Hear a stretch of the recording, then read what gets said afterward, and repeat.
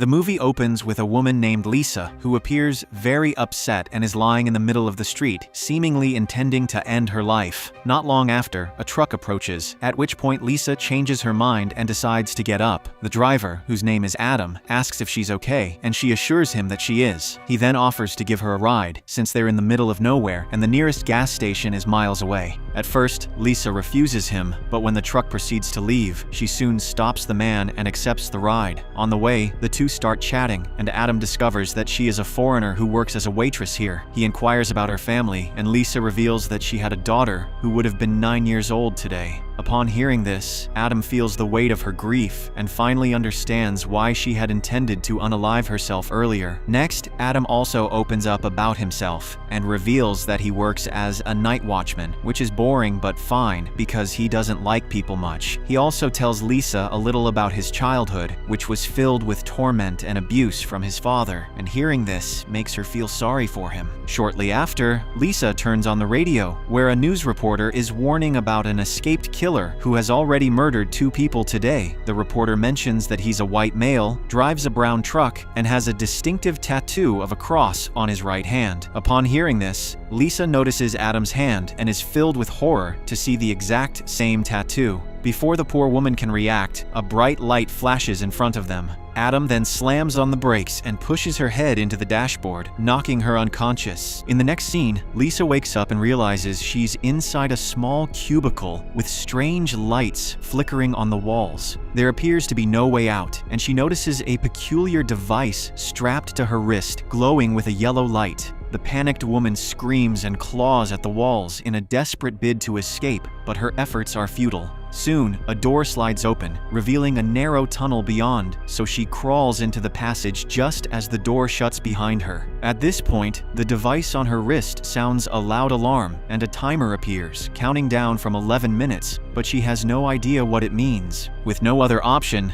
Lisa moves cautiously through the cramped tunnel while she hears disturbing noises in the distance. She soon finds another opening, only to discover that the next passage is even tighter than the previous one. She moves forward reluctantly, just as the door behind her slams shut. Ahead, she discovers 2 diverging tunnels and chooses the upper one. This passage is filled with changing colors, but then the floor starts to rise, narrowing the corridor around her. Realizing she could be crushed, Lisa moves forward with all her strength and barely makes it out in time to reach the next tunnel. Exhausted, Lisa decides to rest for a moment before continuing her journey. Soon, she comes across a decayed, rotting body that makes her recoil in disgust. As she tries to move it out of the way, she notices that the corpse is wearing a wrist device similar to hers, which fills her with horror. A shaken Lisa continues to move until she reaches a blocked path. Then, out of nowhere, her wrist device changes color, signaling that time is running out and something terrible is about to happen. A flaming tube suddenly appears and a section of the wall opens, revealing a safe space. Lisa scrambles inside just as a glass barrier closes behind her. Seconds later, the tunnel unexpectedly erupts in flames, and she watches in terror. She then deduces that the decayed body she saw earlier had been consumed by the fire. Afterwards, the glass door opens, and Lisa crawls through the narrow tunnel. Her chest tightens when she sees the timer on her wrist device has started again, counting down 11 minutes. Tears stream down her face as she says that she cannot take this anymore. Yet she refuses to give up and presses forward until she reaches a pool of water. Feeling a glimmer of hope, she drinks the water and begins swimming to find a way out. Soon she reaches another tunnel, but begins to panic when the water begins to flood the passage around her. Lisa struggles desperately to escape, and in the water, she comes across another dead body that scares her. Luckily, she manages to find an exit and crawls into another narrow space. The exhausted woman then lies down and drifts into a brief, much-needed nap. Shortly after, Lisa wakes up when she hears someone screaming for help in the distance. She realizes another survivor is out there and moves quickly toward the sound, but she doesn't get very far before a door opens in the floor, revealing a pool of green liquid. Lisa carefully tears a piece of her cloth and dips it in, which quickly begins to burn. Upon realizing that it's acid, she grabs the thin ledge of the tunnel and crawls across to avoid it. Her plan works at first, but just as she is about to reach the finish line, her knee slightly touches the acid, her skin burns, and she cries in pain, but there is no time to waste because the survivor is heard screaming. With this, Lisa resumes crawling forward and soon notices a man at the other end of the tunnel. But before she can approach him, an iron barrier with 3 holes suddenly appears in front of her and the man as well, leaving an open stretch of tunnel between them. The man has long hair and a beard, and she realizes that he has been here for a long time. Lisa begins asking him questions about the place and their situation, but the man seems to have clearly lost his mind and keeps repeating over and over that everyone is going to die. Lisa tries to encourage him not to lose hope and says that they will come up with a plan, but he begins getting aggressive and even calls her a bitch. Moments later, both of their bracelets flare with color, signaling that time is almost up and the flames will soon erupt like before. At this moment, a safe space opens in the tunnel wall, and both of their barriers are lifted automatically. The two then begin struggling over who will enter the safe space, even though it is obvious that both could fit. Lisa ultimately wins the struggle and shoves the man out, and as the glass door closes, his hand is severed from his body. Lisa then notices the hand and is shocked to see a cross tattoo, realizing that the man is Adam. Seconds later, the entire tunnel ignites in flames, and Adam screams in excruciating agony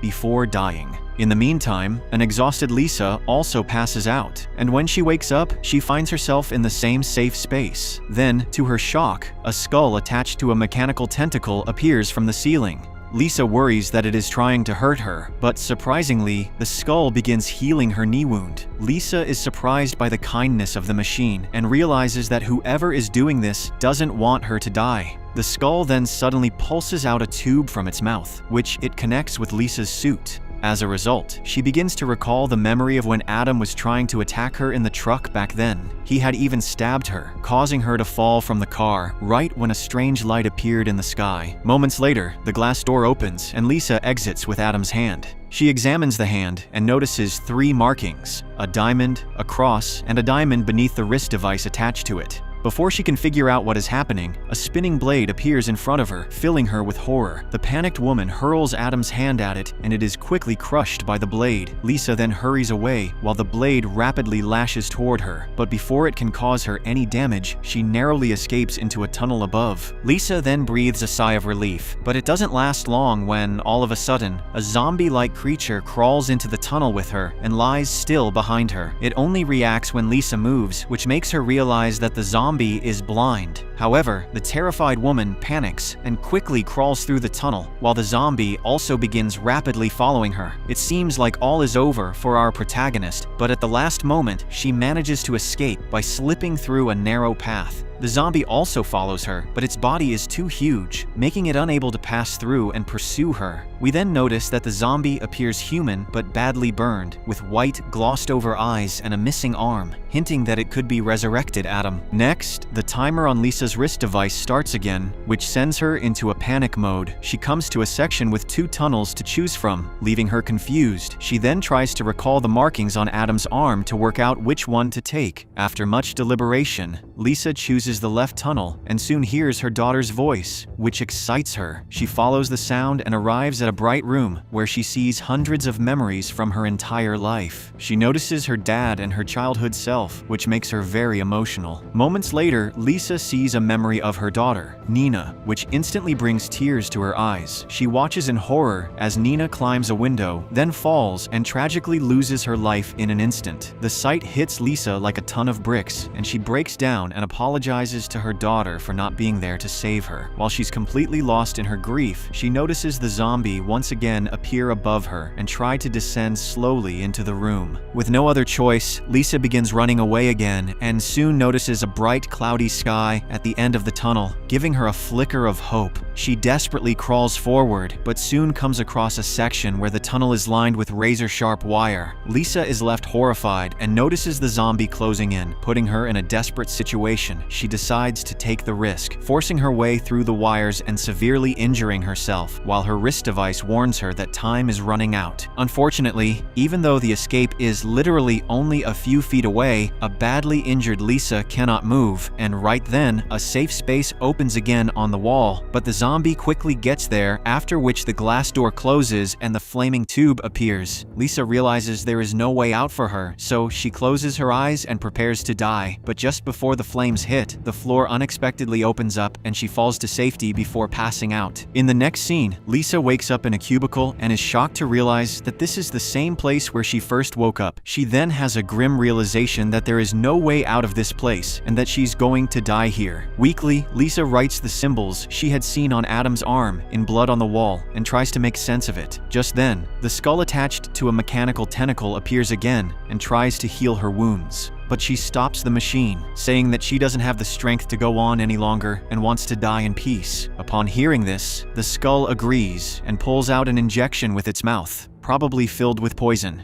It decides to inject Lisa to give her a less painful death, and she begins wiping the symbols from the wall. Lisa is then shocked to realize she has only partially erased the symbols, and they were not 2 diamonds and a cross, but 6 arrows indicating directions to take. The skull is about to inject her, but Lisa quickly stops it, saying she hasn't given up yet. The skull then heals her wound, after which Lisa is filled with determination and sets out again. This time, she passes each obstacle with ease, having already been this way before. Shortly after, Lisa comes across the green acid again and uses it to melt her bracelet. Once it's off, she notices markings on her wrist, 2 crosses and a diamond, which show her which way to go. The hopeful woman then continues on her journey and soon reaches a point where she must choose between left and right. This time, she follows the markings on her hand and takes the right path. But seconds later, Lisa is found by the ugly zombie again, who wastes no time attacking her. She flees in panic and soon enters a tunnel where gravity pulls from every side, making it impossible for her to control her movements. Lisa struggles to move forward,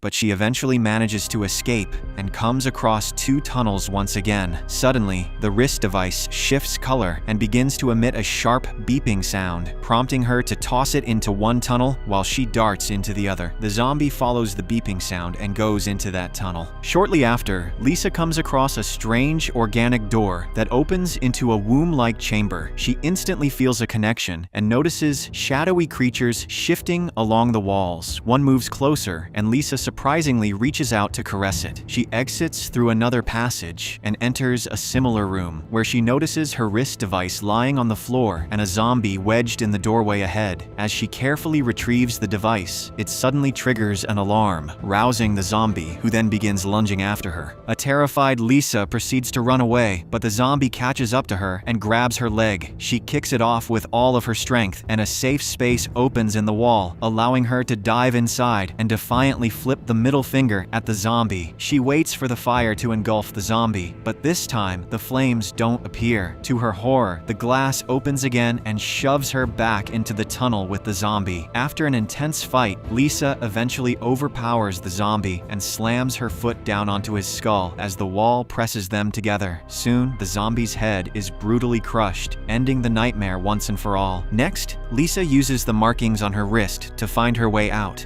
but she soon comes across a toy, which she recognizes as her daughter's. She follows it and soon finds Nina, which overwhelms her with emotion, and the two hug each other. Nina urges her to come with her down the wrong labyrinth path, saying they will be together forever. A worried Lisa keeps watching the timer on her device, but the girl tells her not to pay attention to the time. It seems like Lisa is about to follow Nina, but she stops herself and tells her daughter that she loves her. However, she knows that Nina is not real and that she must leave through the right tunnel. The two hug each other goodbye as Nina says, "I'm proud of you, Lisa. We all are." Following this, Lisa heads to the final tunnel, from which she can see the exit with the bright blue sky. This fills her with immense hope, but to her horror, 3 blades soon begin moving along the path at increasingly faster intervals. A worried Lisa recalls how Nina advised her to ignore the time, so she throws the wrist device away and carefully observes the blade's movements. She realizes that the first blade moves every 4 seconds and manages to pass it unharmed. The second blade moves every 3 seconds, which she also navigates successfully. However, during the third blade, Lisa is horrified to realize that it moves every 2 seconds, making it seem impossible to pass unharmed. But the bright sky ahead motivates her, and she takes a leap of faith and forces herself to try.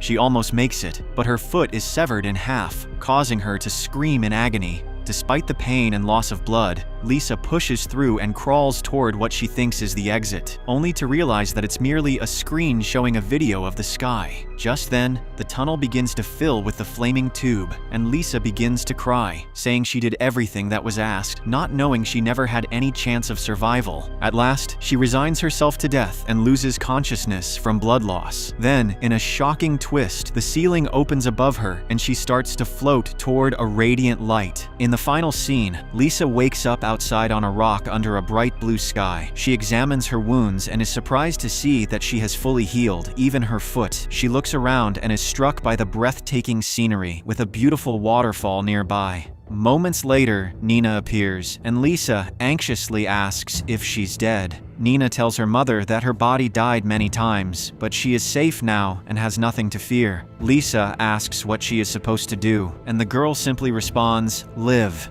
The movie ends as the camera pans upward, revealing that they are not on Earth but in a stunning alien landscape.